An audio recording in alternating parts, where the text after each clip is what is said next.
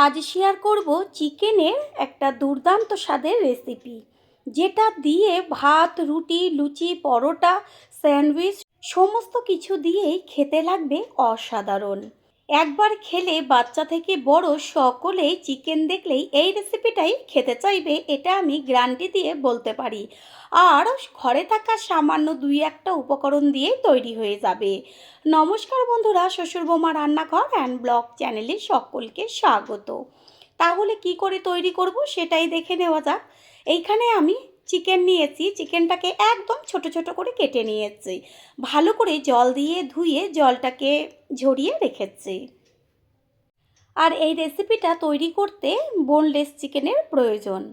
এবার এর মধ্যে আমি কিছু উপকরণ অ্যাড করব। যেমন এখানে দিয়ে দিচ্ছি পরিমাণ অনুযায়ী লবণ, দেব বড় চামচের 1 চা চামচ আদা বাটা, 1 চা চামচ রসুন বাটা। চিকেনের পরিমাণ অনুযায়ী এগুলো একটু কম বেশি ব্যবহার করতে হবে। দিয়ে দিচ্ছি পেস্ট করে নেওয়া ঝালের জন্য কাঁচা লঙ্কা। ঝাল যে যেমন খাবে সেই অনুযায়ী ব্যবহার করবেন। এবার চামচের সাহায্যে ভালো করে চিকেনের সাথে এই মশলাগুলোকে মাখিয়ে নেব। আর কোনো রকম মশলার এখানে প্রয়োজন নেই, যে বেসন বা কর্নফ্লাওয়ার কিছুই কিন্তু লাগবে না। কালারের জন্য দিয়ে দেওয়া হলো হলুদ গুঁড়ো। এখানে আপনারা চাইলে একটু লঙ্কার গুঁড়ো ব্যবহার করতে পারেন, তবে আমি ব্যবহার করিনি। সেটা হচ্ছে কাশ্মীরি লঙ্কার গুঁড়ো। যেহেতু ঝালের জন্য কাঁচা লঙ্কা দিয়েছি, ভালো করে মেখে 5 মিনিট রেস্টে রেখে দেব। 5 মিনিট বাদে ফিরে এসে গ্যাসের ওভেনে কড়াই বসিয়ে কড়াইটা গরম করে নেব। আর এতে দিয়ে দিয়েছি সাদা তেল। তেল গরম হয়ে গেলে এবার যে চিকেনটা সব কিছু দিয়ে মাখিয়ে রেখেছিলাম সেটাকে ছেড়ে দেব। প্রথম পর্যায়ে গ্যাসের ফ্লেম হাই করে দেবো। আর এটা তেলের মধ্যে দেওয়ার পর কিন্তু নিচের দিকটা একটু লেগে লেগে যাবে, সেই কারণে খুন্তি দিয়ে বারবার নেড়ে চেড়ে দিতে হবে।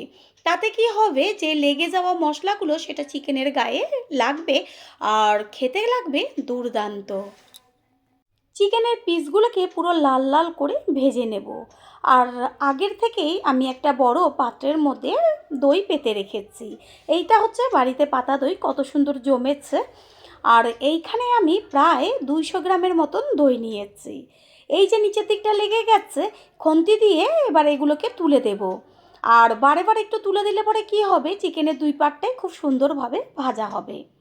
চিকেনটা এমনভাবে ভাজতে হবে ভাজাতেই যেন সিদ্ধ হয়ে যায়। আর যেহেতু একদম ছোট ছোট, সেই কারণে সিদ্ধ হতে তো বেশি সময় লাগবে না। ঠিক যেরকমভাবে দেখা যাচ্ছে লাল লাল, ঠিক সেইভাবেই ভাজতে হবে। পুরনো বন্ধুদের সবসময় আমাদের পাশে এইভাবে ভালোবেসে সাপোর্ট করার জন্য অনেক অনেক ভালোবাসা।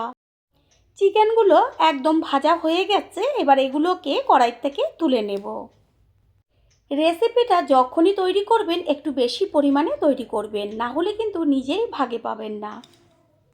একটা বড় সাইজের বোলের মধ্যে নিয়ে নিচ্ছি যে টক দইটা আমি পেতে রেখেছিলাম, সেই দই। দইটা একটু বেশি ব্যবহার করলে কি হবে, রেসিপিটা বেশি টেস্টি হবে। এইখানে সম্পূর্ণ দইটাই আমি ঢেলে দেব। দইয়ের মধ্যে দেব বিট লবণ, এখানে আপনারা সাদা লবণও ব্যবহার করতে পারেন। আর এদিকে গ্যাসের ওভেনে আমি একটা তড়কা প্যান বসিয়ে গ্যাসের ফ্লেম একদম লো করে দিয়েছি। আর দিয়ে দিয়েছি সর্ষের তেল, আপনারা চাইলে সাদা তেলও ব্যবহার করতে পারেন। তেলটা হালকা যখন গরম হবে তখন এর মধ্যে কুচিয়ে নেওয়া রসুন কিছুটা পরিমাণ দিয়ে দেবেন। এইখানে আমি 10-12 কোয়া রসুন একদম কুচিয়ে নিয়েছি। বেশ একটু লাল লাল করে যখন ভাজাটা হবে, এই যে দেখা যাচ্ছে লালটা কত সুন্দর তেলের থেকে গন্ধ বেরোচ্ছে, গ্যাসটা অফ করে দেব। গ্যাস অফ করে দিয়ে এর মধ্যে দিয়ে দিয়েছি অনেকটা পরিমাণ কাসুরি মেথি, প্রায় 1 চামচ মতন, আর কাশ্মীরি লঙ্কার গুঁড়ো কালারের জন্য।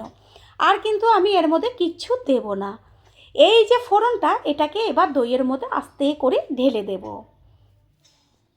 এর মধ্যে দিয়ে দিচ্ছি কুচিয়ে নেওয়া পেঁয়াজ, আর পেঁয়াজটা একদম ঝিরিঝিরি করে কেটে নিতে হবে। মাঝারি সাইজের 2টো পেঁয়াজ দিয়েছি, আর যে চিকেনটা ভেজে রেখেছিলাম সেটাকে একসাথে ঢেলে দিলাম। দেব বেশ কিছুটা পরিমাণ কুচিয়ে নেওয়া ধনেপাতা। রেসিপিটা দেখে বোঝাই যাচ্ছে যে কতটা টেস্টি হতে পারে, সেই কারণেই আমি বারবার বলছি একবারের জন্য হলেও এই রেসিপিটি ট্রাই করবেন।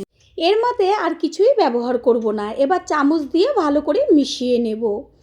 প্রথমবার যারা আমাদের চ্যানেল ভিজিট করছেন তাদের আন্তরিক শুভেচ্ছা ও অনেক ভালোবাসা। আমাদের রেসিপিগুলো যদি ভালো লেগে থাকে সাবস্ক্রাইব করে দেওয়ার অনুরোধ রইল ও পাশে থাকা বেল আইকনে ক্লিক করলে পরবর্তী ভিডিওগুলো সবার আগে আপনাদের কাছে পৌঁছে যাবে। ভালো করে মেখে নেওয়া হয়ে গেল। এবার এটাকে বোলের থেকে একটা প্লেটে তুলে নেব। তৈরি হয়ে গেল আজকের রেসিপি। এই একটা রেসিপি দিয়েই সমস্ত কিছুই আপনারা খেতে পারবেন, ভাত, রুটি, লুচি, পরোটা, স্যান্ডউইচ। আশা করি রেসিপিটি ভালো লাগলো। আর যদি ভালো লেগে থাকে একটা লাইক, কমেন্ট, পারলে একটা শেয়ার করে অবশ্যই জানাবেন। আপনাদের দেওয়া একটা লাইক ও লাইকের পাশে থাকা হাইপ আর একটা শেয়ার আমাদের কাছে অনেক অনেক গুরুত্বপূর্ণ। All friend, thanks for watching my video. আপনারা সকলে ভালো থাকবেন, সুস্থ থাকবেন। আবারও দেখা হবে অন্য কোনো রেসিপির এপিসোডে।